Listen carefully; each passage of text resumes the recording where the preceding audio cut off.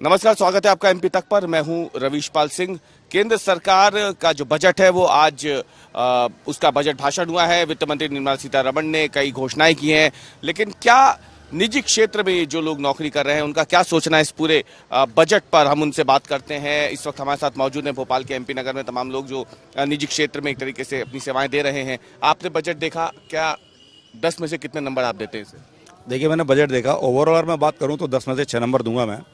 अगर सिर्फ middle class की बात करूं या मैं अपनी बात करूं तो मैं तो 10 में से 3 ही दूंगा, क्योंकि हमारी भी कुछ अपेक्षाएं हैं। इतने साल हो गए हैं तो सरकार को कुछ हमारे लिए भी सोचना चाहिए था।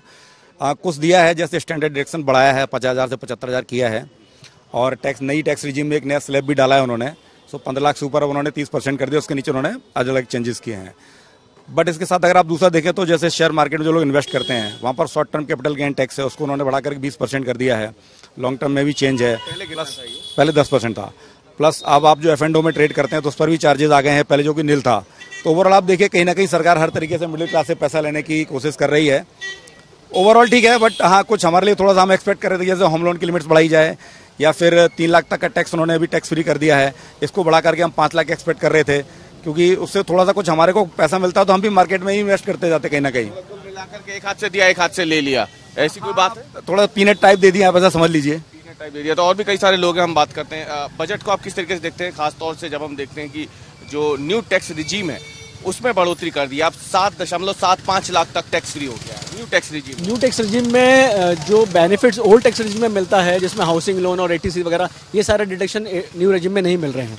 उसमें वही लोग जा सकते हैं कि जिनका अगर हायर इनकम ग्रुप वगैरह है तो उनको लिए बेनिफिट है, लेकिन मिडिल क्लास जो रहता है वो सारा जो स्टैंडर्ड स्लैब जो रहता है 3%, 5%, 7%, उसमें बहुत सारी पब्लिक है जो मिडिल क्लास पीपल है, तो उनके हिसाब से बहुत ज़्यादा बेनिफिशियल नहीं है अगर उस टैक्स रिजीम के हिसाब से देखा जाए।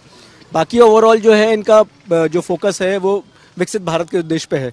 टूरिज्म को इन्होंने बढ़ावा दिया है, MSME, स्मॉल एंटरप्रेन्योरशिप। बजट से क्या कुछ बदलेगा आपके जीवन में, या जैसी गाड़ी चल रही वैसी चलती रहेगी? बिल्कुल कुछ नहीं बदलेगा। इनफैक्ट जो गाड़ी जैसे चल रही है उसको चलाने में और थोड़ी दिक्कत आएगी, तो ये सारी चीज़ें रहेंगी।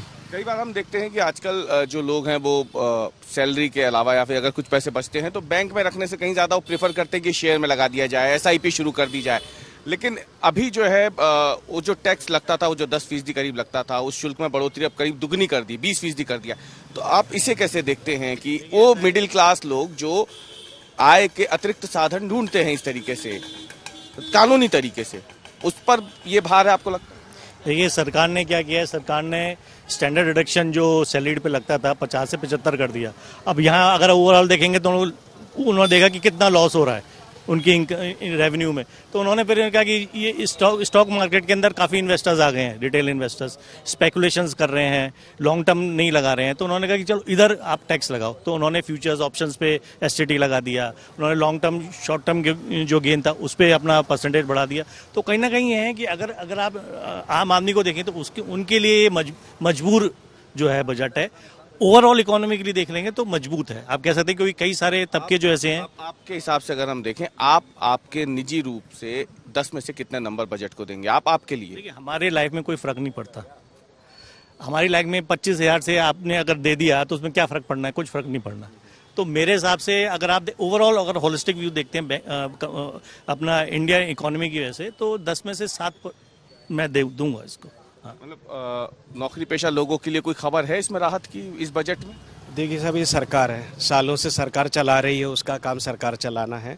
वो अपना फ़ायदा पहले देखते हैं कि भाई इसमें हमारा किस में फ़ायदा है, उसके अलावा अगर कुछ बचा तो आम जनता को दिया जाता है। तो कुल मिला के अगर उन्होंने कहीं पे हमको टैक्स उसमें स्लैब में छूट दी है तो किसी दूसरी तरफ से बढ़ा के हमारा हिसाब तो उन्होंने बराबर कर दिया है। तो अब बोलें तो बहुत ज़्यादा एनकरेजमेंट तो नहीं है, या हम सोचें कि भाई आज मैं 10 रुपये बचाता था और 1 साल के बाद में 1000 रुपये बचाने लगूंगा, तो ऐसा कोई फ़ायदा तो नहीं दिखाई दे रहा है इस बजट में। आम आदमी के लिए इसमें बहुत ज़्यादा, आम आदमी के लिए बहुत ज़्यादा कोई फ़र्क नहीं है, ऑन एन एवरेज वही रहना है। हाँ, लेकिन अगर डेवलपमेंट की बात करें तो अगर सरकार ने कुछ सोचा है, अपना बजट बनाया है, तो विकास पे तो ज़रूर जोर रहेगा। और डेफिनेटली आज नहीं तो 15-20 साल के बाद शायद हो सकता है कि देश की जनता को उसका फ़ायदा दिखने लगे। आज के हालात में तो कुछ नहीं है अभी हालात जी। ये आम जनता है जो यहाँ पे खड़ी है, जो बता रही है कि बहुत ज़्यादा उनके लिए तो इस बजट में नहीं है। और भी कुछ लोग हैं, उनसे भी जानने की कोशिश करते हैं, क्योंकि ये एक ऐसा समय है, बजट देख के सब बाहर निकले हैं। सर, आपने भी बजट देखा, कि कैसे देखते हैं सर्विस क्लास के लिहाज से इस बजट? सर्विस क्लास के लिए बहुत कुछ नहीं है बजट में। मतलब 25,000 रुपये उन्होंने बढ़ाया स्टैंडर्ड डिडक्शन जो मिलता था हमको बेनिफिट, उसमें 25,000 रुपये बढ़ाया, लेकिन वो भी 10 साल बाद बढ़ाया है उन्होंने। बाकी और कुछ जैसे हम सोचें कि टैक्स में हमको बेनिफिट मिल जाए या रिबेट मिल जाए, तो वैसा कुछ नहीं है। एक ये भी है, ये कि जो ओल्ड टैक्स रिजीम है और न्यू टैक्स रिजीम है, ओल्ड टैक्स रिजीम में आपको काफ़ी बेनिफिट्स मिलते हैं जो कि नए टैक्स रिजीम में नहीं है। हाँ, हम अपने जो सपोर्टिंग लगा सकते थे वहाँ पे, जो ATC ATD के जो हमको बेनिफिट थे वो मिल जाते थे, लेकिन यहाँ पर वो चीज़ नहीं है। यहाँ पर तो स्टैंडर्ड के हिसाब से जो भी जा रहा है। न्यू टैक्स रिजीम में जा रहा है नौकरी पेशा आदमी की, वो अभी भी प्रेफर करता है कि ओल्ड टैक्स रिजीम ही रखो, क्योंकि कम से कम हाउस लोन वगैरह कुछ तो बेनिफिट मिल पाए। हाँ, वहाँ पर कुछ चीज़ें ऐसी थी जो हम डिक्लेयर कर सकते थे, यहाँ पर तो कोई चीज़ ही नहीं है। यहाँ पे तो मतलब स्टैंडर्ड के हिसाब से सीधा निकल जाता है सारा का सारा। तो न्यू टैक्स रिजीम से अच्छा ओल्ड बेटर था वैसे पहले। आज के बजट को आप 10 में से कितने नंबर देंगे?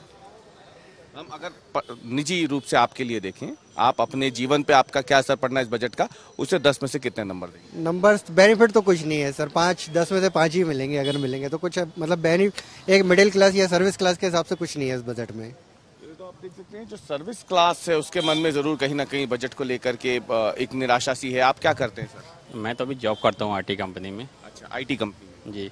ये बताइए कि ये जो बजट आज आया, इसे आप कैसे देख रहे हैं? भोपाल में बहुत कम होता है कि कोई IT कंपनी का भी हमें मिल जाए प्रतिक्रिया देने के लिए। एक्चुअली में अब बजट सरकार ने पेश किया है, तो इसका अब क्या, अब यही है कि जैसे सरकार बनी है तो बहुत सारी चीज़ें हैं, नया बजट आया है तो बहुत सारी प्रॉब्लम भी होगी। नए तरीके से एक जो भी बजट का पुराना था वो सब चीज़ें चेंज हो जाएंगी, तो प्रॉब्लम तो होगी। सबसे ज़्यादा प्रॉब्लम मिडिल क्लास फैमिली को होगी, जो मतलब ये समझ रहे थे कि बजट हमारे फेवर में होगा, बट हुआ नहीं है। और उनको ही प्रॉब्लम होती है हर टाइम में, चाहे वो पढ़ाई से रिलेटेड हो, एजुकेशन से रिलेटेड हो। अभी नीट का भी आप देख रहे हो, तो बहुत सारी चीज़ें हैं सर, तो वो सब चीज़ें हैं।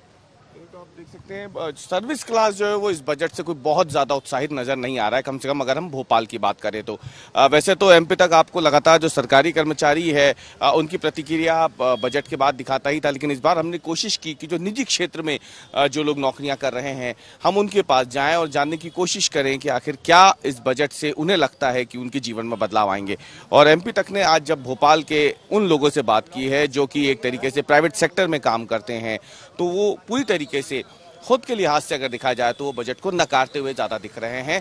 बजट से कोई बहुत ज़्यादा खुशी निजी क्षेत्र के लोगों को भोपाल में मिली हो, ऐसा तो यहाँ पे कतई नहीं दिख रहा। MP तक के लिए भोपाल से मैं रवीश पाल सिंह।